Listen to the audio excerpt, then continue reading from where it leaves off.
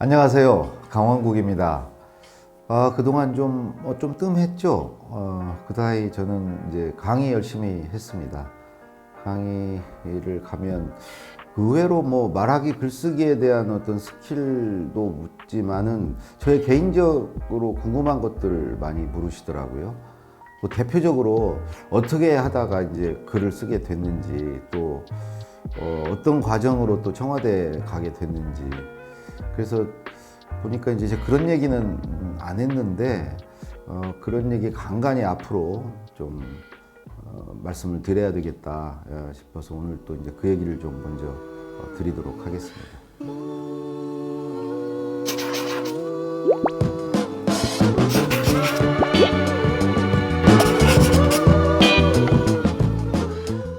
저의 첫 직장은 대우증권이었습니다. 지금은 뭐 미래에셋증권으로 바뀌었죠. 처음 이제 그 부서를 희망부서를 써내라고 그래서 요거 가서 이제 기자 시험 준비를 해야 되겠다는 생각으로 홍보실을 써냈습니다. 홍보실 가면 이렇게 신문도 볼 수 있고 기자 시험 봐서 옮겨야 되겠다 해서 홍보실을 갔는데, 저의 어떤 속셈을 알았는지 첫 번째 임무가 대우증권 창립 20주년 해였어요. 그래서 그 기념 사업으로 그 20년사, 그 20년의 역사를 이제 모아놓은 책을 내는데, 제가 해야 될 일은 그 20년사를 쓰시는 분이 외부에 계신데 이제 그분 심부름하는 거예요. 그분이 뭐 자료 찾아달라면 찾아다 드리고, 그런 일을 하던 중에 이분이 그 다른 회사 사사를 막 베껴서 주신다는 걸 제가 알게 됐어요. 위에 이제 말씀을 드렸죠. 보고를 드렸는데 가져와 보라 그러더라고요. 그래서 이렇게 보시더니 이거 이러면 정말 나중에 큰 망신이다 해가지고 가서 계약을 파기하고 오라고. 그래서 또 가가지고 그분한테 막 욕 바가지로 먹으면서 어찌어찌 해가지고 이제 계약을 파기하고 돌아왔는데, 문제는 이제 창립 기념일은 몇 달 앞으로 다가왔어요. 책은 무조건 나와야 돼요. 그래서 저보고 책을 쓰라는 거예요.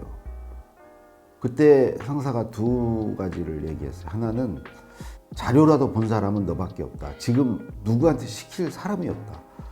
그리고 또 하나는 이 책은 나와도 아무도 안 본다. 그냥 네 쓸 수 있는 만큼 써라. 대신에 어디 뭐 베끼지 말고 그냥 자료 가지고 그냥 써라. 그래가지고 사사를 썼습니다.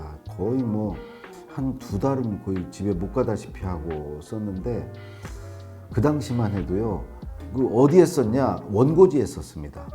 이 원고지 이렇게 쓰다 보면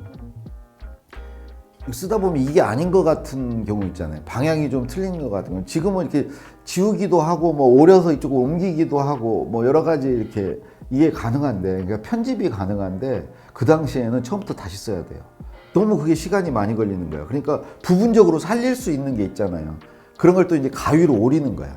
그러니까 편집을 그야말로 이제 오리기 붙이기를 그런 식으로 하는 거죠. 왜냐면 그렇지 않으면 이걸 다시 다 써야 되니까. 그래서 이제 책이 나왔는데 정말 아무도 본 사람이 없었습니다. 이제 소문이 제가 책을 썼대, 20년사를 썼대, 아름아름으로 사람들에게 알려지고, 특히 윗분들이 알고 저한테 이제 상표가 하나 붙은 거예요. 제가 좀 글 좀 쓰는 애. 사람이라면 그래요. 제 글을 누가 별로 시비를 안 걸었어요. 저 홍보실에 있으니까 뭐 사보도 쓰고 사보에 글도 쓰고 뭐 그다음에 사장님 무슨 연설문이나 기고문 이런 것도 홍보실에서 당시에 다 썼거든요. 이제 위로 이제 올라가서 보고 할 때 이제 사람들이 이렇게 뭐 지적하고 뭐 이거 아니다 하고 그런 게 없이 그냥 거의 통과가 됐어요. 글이라는 게 그렇거든요. 일단 사람에 대한 믿음이 있으면 걔가 썼다. 그러면 왠지 그런 눈으로 보면은 별로 꼬투리가 안 잡혀요. 그래서 저는 그때 이제 어느 정도의 글쓰기에 관해서는 이제 신뢰가 좀 생긴 거죠. 사람들이 별로 지적을 않고 좋다고 맨날 그러니까 글이 점점 글을 덜 두려워하게 되고 글쓰기에 익숙해지고 이렇게 됐던 것 같아요. 이제 글을 좀 나도 쓴다, 쓸 수 있다라는 마음이 굉장히 중요합니다. 근데 그 마음을 사람들이 심어준 거죠, 저한테. 내 칼럼을 시켰다고 해가지고 이제 그러면 싫어라. 그래서 이제 정기 연재 같은 걸 했어요. 제목이 지금도 생각합니다. 애사심을 버려라 이런 제목으로 하나를 썼어요. 근데 그때 임원한테 불려가가지고 사보를 막 집어 던지면서 이게 네 뭐 개인 저건 줄 아냐고. 취지가 뭐였냐면은 회사를 사랑한다 애사심이라는 그 이름 아래, 그 미명 아래 뭘 막 시키고 뭐 하고 뭐 회식하는 것도 안 나오면 애사심이 없는 거고, 야근 내 툴툴거리면 애사심이 없는 거고, 그냥 모든 게 애사심이에요. 애사심과 충성심. 사실은 일을 잘하는 걸로 회사에 보답을 해야 되는데, 그걸로 평가받고 인정받아야 되는데, 일이 아니고 제가 애사심이 있냐 없냐, 그걸로 이제 좋은 평가를 받고, 그게 싫었거든요.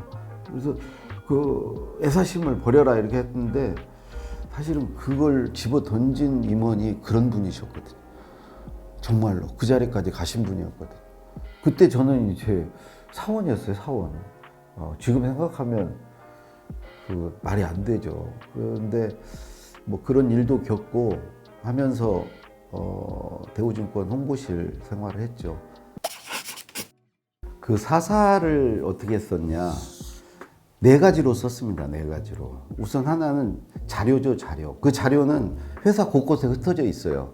무슨 뭐 문서라든가 이렇게 서류로 남아있는 것과 그 사람들의 증언, 구술, 이게 이제 가장 중요한 그거였고, 이거 하나 이제 하는 게 가장 도움이 됐고, 두 번째로 도서관에 가면은 책만 있는 게 아니고 신문을, 그 나무 막대기 아세요? 우리 학교 다닐 때는 그 궤도라고 그래서 이렇게 종이 큰 거 이렇게 나무 막대기 해가지고 이렇게 넘기면서 이렇게 가르치고 그랬거든요. 오래전 신문까지 이렇게 도서실에 보관을 했습니다. 그 신문에, 특히 이제 경제신문의 증권면에 난 기사, 이게 이제 두 번째 제가 이제 사사를 쓰는데 결정적인 도움이 됐던 거고요. 세 번째 이제 쓰는데 내가 이제 어휘력, 문장력 같은 게 뭐 형편없었거든요. 이거에 도움 받은 게 이제 국어 사전이에요. 국어 사전. 단어가 안 떠오를 때는 이제 국어 사전을 참고해서 썼고요. 마지막 네 번째 또 하나, 이제 사사를 쓰다 보면은 무슨 사실만 쓰는 게 아니고 뭐 감상 비슷한 것도 이렇게 좀 들어가야 될 때가 있거든요. 그때 결정적인 도움을 줬던 게 지금 돌아가신 그 이어령 선생님의 문장 대백과 사전이었습니다. 그게 어떤 책이냐면 두꺼운 이제 사전 같은 건데 단어별로 정리가 되어 있어요. 가을이다 그러면은 가을에 대한 내 안에 어떤 지식이나 이런 게 없는데, 그분은 가을에 관한 식구 같은 것도 그 대백과 사전에 넣어놨고요. 가을에 관해서 뭔가 그래도 좀 어떤 걸 하나 넣고 싶을 때 그 이어령 선생의 문장 대백과 사전을 찾아가지고 했죠. 근데요, 지금은 그게 다 인터넷에 있는 거예요. 가을 치면, 검색창에 가을 치면 다 나오고요. 굳이 어렵게 다 찾아봤던 것들이 이제는 뭐 노트북만 열면, PC만 켜면 다 있는 것들이고. 어쨌든 그렇게 해서 이제 사사를 쓰는데, 내가 그때 어떤 생각했냐면, 야, 여기 시장이 있구나, 시장. 이걸로 먹고 살아야 되겠다. 이거 쓰는 걸로 내가 하나 썼는데 두 개 못 쓰겠냐. 근데 만약에 그 길로 갔으면 망했죠. 지금 누가 책으로 사사를 냅니까? 그리고 내 돈에서 없어요, 지금은. 근데 이제 그걸로 인해서 그 이후에 제 다른 또 삶이 열렸으니까요. 네. 대우증권 홍보실에서 이제 5년 생활했는데요.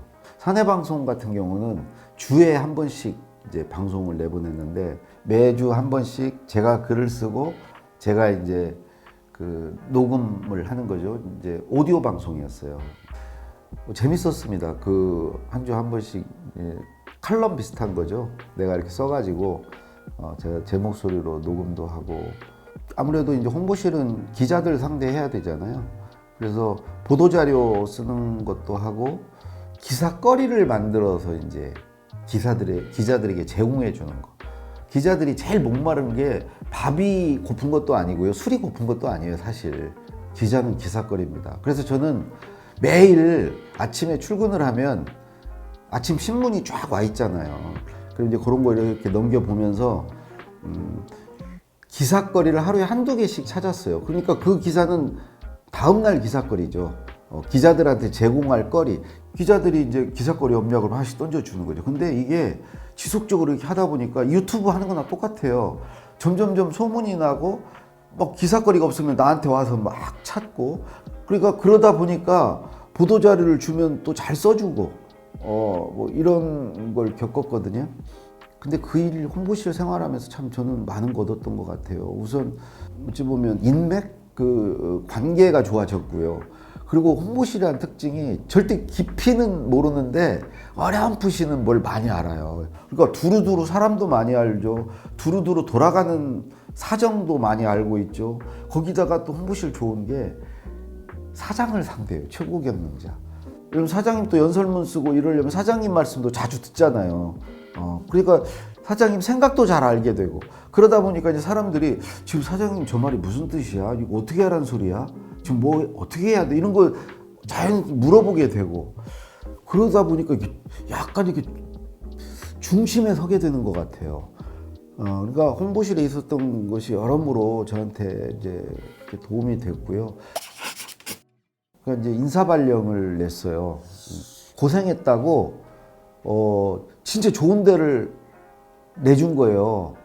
어디냐면 M&A 팀. M&A 뜻도 모를 때예요. 인수합병이잖아요.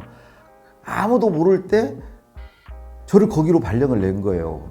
근데 그 부서에 막상 가보니까 전원 다 회계사들이고, 그 당시에 공인회계사는 우리 때 월급이 한 60만 원이었거든요. 근데 수당으로 2, 30만 원을 더 해줬어요. 공인회계사들은. 그러니까 엄청 대우를 해주던 시절이에요. 근데 저는 제가 무슨 회계사도 아니고 정말 수치 젬뱅이거든요. 근데 거기에 발령을 낸 거예요. 근데 나는 과장인데 수치를 못 읽어. 그래가지고 제 직장 생활 위기가 찾아왔죠. 그래서 회사를 그만둬야 되겠다라고 마음을 먹었습니다. 오늘은 여기까지야.